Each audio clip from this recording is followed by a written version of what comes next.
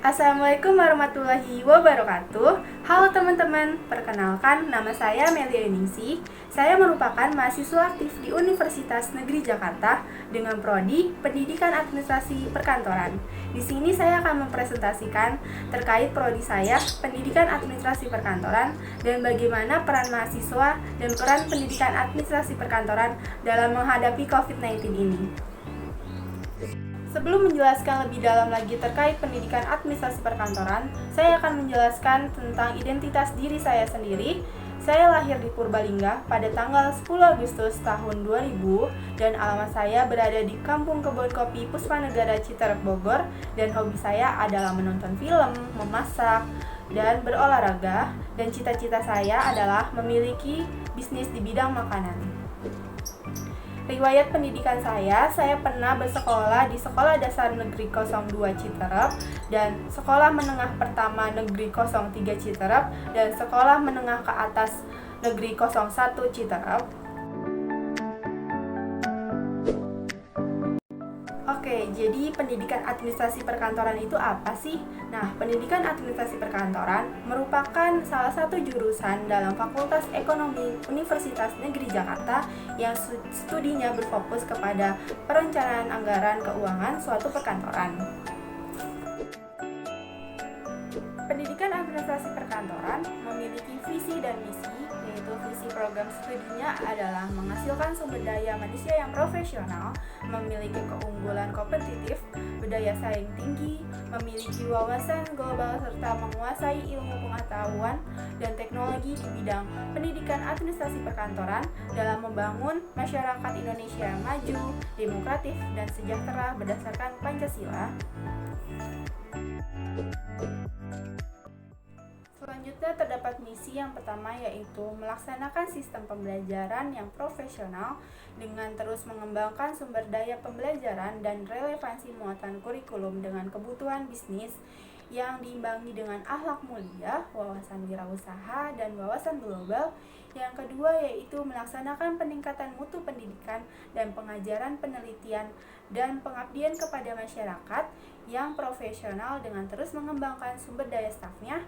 Yang ketiga yaitu meningkatkan mutu proses belajar mengajar atau perkuliahan baik secara akademis, konseptual, maupun faktual.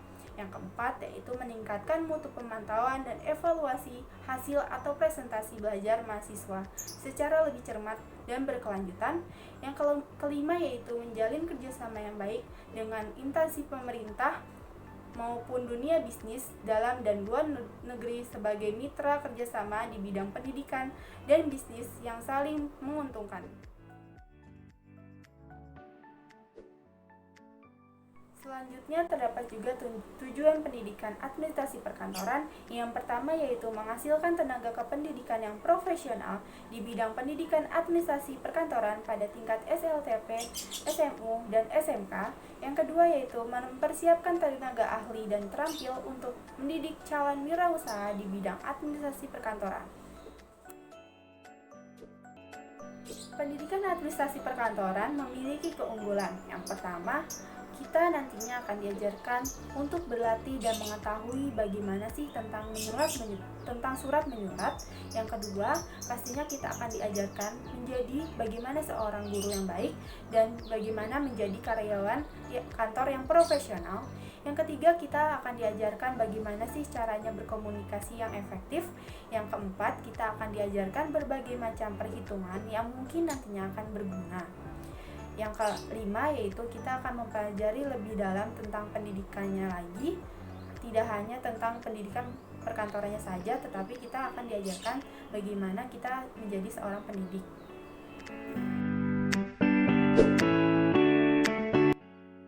Alasan saya memilih pendidikan administrasi perkantoran karena saya merasa pendidikan administrasi perkantoran mempunyai prospek kerja yang menjanjikan. Mahasiswa akan mempelajari wawasan global serta menguasai pengetahuan dan teknologi di bidang pendidikan administrasi perkantoran. Yang kedua, saya merasa sistem pembelajaran di administrasi perkantoran sangat profesional dan mahasiswa itu akan dibekali dalam prospek akademis mengenai administrasi perkantoran yang pastinya nantinya akan berguna di di lapangan kerja. Saran saya untuk Prodi Pendidikan Administrasi Perkantoran, semoga untuk kedepannya nanti Prodi ini bisa lebih meningkatkan kualitas dari segala aspek seperti sistem pembelajaran dan penyediaan sarana prasarana agar nantinya bisa lebih menghasilkan lulusan yang terbaik lagi. Pembahasan yang selanjutnya, saya akan membahas bagaimana sih peran saya sebagai mahasiswa dalam menghadapi virus COVID-19 ini. Seperti yang kita ketahui, mahasiswa itu merupakan agen perubahan. Maka dari situlah kita bisa melakukan hal-hal kecil atau langkah awal untuk mencegah virus corona ini terhadap diri kita sendiri, lingkungan keluarga, dan lingkungan tempat tinggal kita. Untuk tetap mengikuti anjuran pemerintah, berdiam diri di rumah saja, dan tidak keluar jika tidak ada kepentingan. Karena seharusnya kaum intelektual memberikan contoh terhadap lingkungan sekitarnya. Dan tanpa kita sadari, dengan kita tetap mengikuti anjuran pemerintah untuk diam di rumah saja, kita bisa membantu pemerintah dalam menghadapi virus corona ini. Hal kedua yang bisa kita lakukan yaitu membuat edukasi kepada masyarakat mengenai penyebaran virus COVID-19 ini dan bahaya yang ditimbulkan, atau dengan cara membuat edukasi yang lain yang bermanfaat bagi masyarakat. Mahasiswa juga dapat memanfaatkan media sosialnya untuk membuat gerakan bersama mencegah virus corona ini.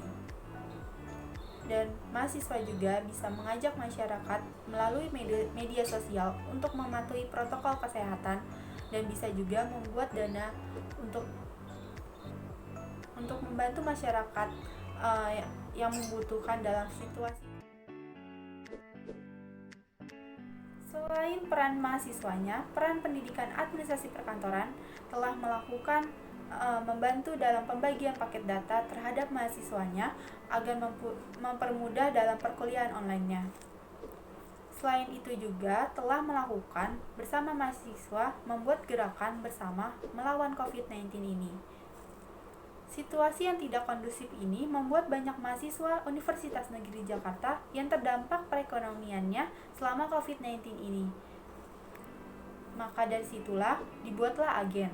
Agen tersebut berupa penggalangan donasi bagi mahasiswa Universitas Negeri Jakarta yang terdampak perekonomiannya selama COVID-19 ini.